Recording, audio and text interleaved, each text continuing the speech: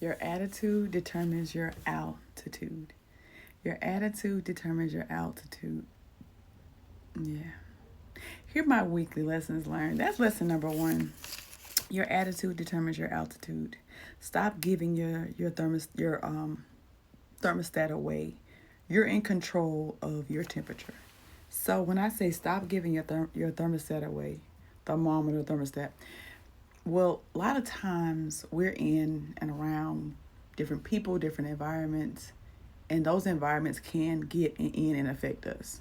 So never let anybody control your temperature. You happy, you mad, you glad. You're in control of that. So stop giving your thermostat away, okay? Because the people be peopling. When I tell you, the people be peopling, especially in this season that we are. A lot of people are mad. A lot of people are angry. A lot of people are just going through some things, and there's a lot of projection going on. Okay, so we got to be mindful. Ugly, nasty comments, I reject them. I reject them and I delete them. We got to be mindful of that. They don't get to set the temperature. They don't get to control you. You control your own temperature. You control your own mood.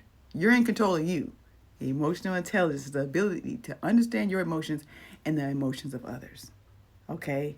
And to respond accordingly. And then sometimes the best response is no response. There's no need to respond to it. There's no need to respond to it. It's ugly. It's nasty.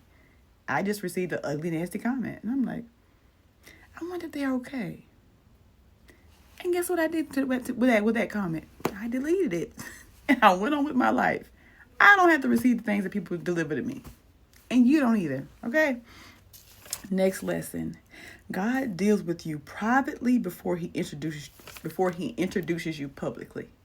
He deals with you privately before he introduces you publicly. I know a lot of times we want our videos, our posts to go viral. But there's a backside. There's a backside of everything. Now, if that post or that video goes viral before you're ready, can you handle the comments? Can you handle the hate? Can you handle all of the backside of stuff that comes with it? Yes, you might be monetized. Yes, you might get all these different things, but there's gonna be the backside of it too. Doing videos like this and putting your stuff out here on social media and on YouTube and all these different platforms, it also puts you open to the criticism, the feedback, the whatever people want to give you. Okay, so more of anything is more of everything.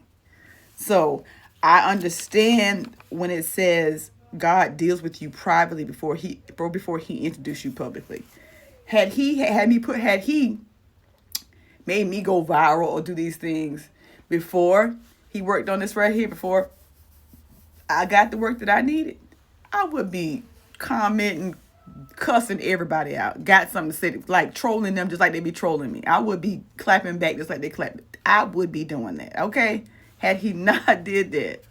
So when I tell you this stuff is real, it is real, okay? Next lesson, I can lead. You can lead. We can lead by example. Nevertheless, we can't make others follow. We can only lead by example. I can't make others follow my example. I love people whether they love me or not. Okay? I do the best I can with what I have in the seasons that I'm in. I respond to the people the way I would want somebody to respond to me.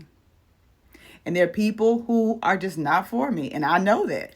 Sometimes they get a little confused, and they over here when they need to be over there. We have to reposition them, or we reposition ourselves. So it's important to be aware of that. What's my next lesson? You cannot change other people. That's on them. Look how hard it is to change you. You cannot change other people. You cannot change other people. Look how hard it is to change you. I think a lot of times we think that we are God, that I can change them, I can fix them. I'm just gonna do this, and I'm teaching them, I'm training them. Yeah, you ain't. If anything, they're training you. Because when you get into that relationship thinking you're gonna fix and save and rescue them, baby, it's you the one gonna need fixing and saving and rescuing at the end of that relationship. Because they ain't gonna be there to change you. All right. So don't go into relationships thinking you're gonna fix and save a person. Make sure you're the person that the person you're looking for is looking for. What does that mean? Do your work. A lot of times we're asking for things that we are not ready for. We're asking for things that we're not ready for. I saw somebody in the comment section of a live video, and they were saying, when are they going to have the single meetups? We can start meeting other single people. And I'm just like, are you ready though, right? Are you ready for that? We have to already, if you stay ready, you ain't got to get ready. If you stay ready, you don't have to get ready. And a lot of times, I think things don't work out the way they work out because we're not ready. We're not ready for it. We have to, and this is my next lesson. This goes into the next lesson. The promise is on God. The process depends on you.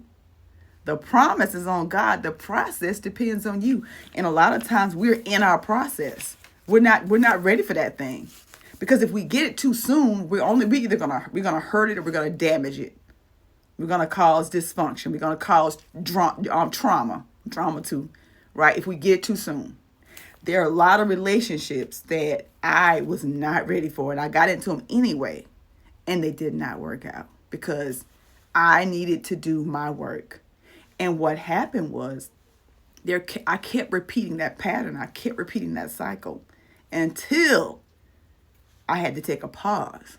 I ain't had to take a pause. That person broke my heart. And I said, let me sit down somewhere because this is a common thing that keeps happening. We can point our fingers at everybody else. Nevertheless, the rest of those fingers are pointing back at you. So we have to do some self-reflection. We have to do our work. It ain't always them. We always, look here, I did it too. I'm not telling you nothing I didn't do. I point the finger at everybody else. You know, they did this and they did that and they did this to me and they did that to me. And what was I doing while they was doing that to me? I was doing that to me. A lot of times we're saying people are hurting us and people are doing these things when nobody hurted me. Is that a word? Anyway, nobody hurted me more than I hurt myself. Nobody disrespected me more than I disrespected myself. Overstaying in relationships, choosing people who I know were not the right one for me, because I wasn't the right one for me. So how could I choose when I'm choosing from a deficit? How could I make the best decision when I needed to get some work, to do my work? Didn't know who I was. And I would get in and out of these relationships and nothing never lasted. Because I had to find me. I had to get to know me. I had to love me first before you can love anybody else. You got to love you first before you can love anybody else. It all starts with us. The things that we're mimicking, the things we are attracting in our lives are things that's going on within us we cannot even see. Sometimes the enemy is the inner me. So we got to check in. Let me run these lessons back, God, because I'm done. God deals with you privately before he introduces you publicly. Stop giving your thermostat away. You're in control of your temperature, okay? Your attitude determines your altitude. You cannot change other people. They look how hard it is to change you, okay? You can lead by example. Nevertheless, you can't make others follow. The promise is on God. The process is on you. And another one I forgot to add on here is the job is not who you are. It's what you do. Being a mother, being a wife is not who you are. It's what you do. So my question to you is, who are you? Who are you? Not what you do. Who are you? I am Jennifer, woman of faith, purpose, and growth. I'm passionate about transformation, helping others heal emotionally, grow spiritually, and thrive personally and professionally. I believe God uses my voice, creativity, and short story to empower others to live whole, healed, and confident lives. That's who I am. The question is, who are you? My weekly lessons learned. I hope they were helpful and valuable for you as they were for me. I'll see you in the next video.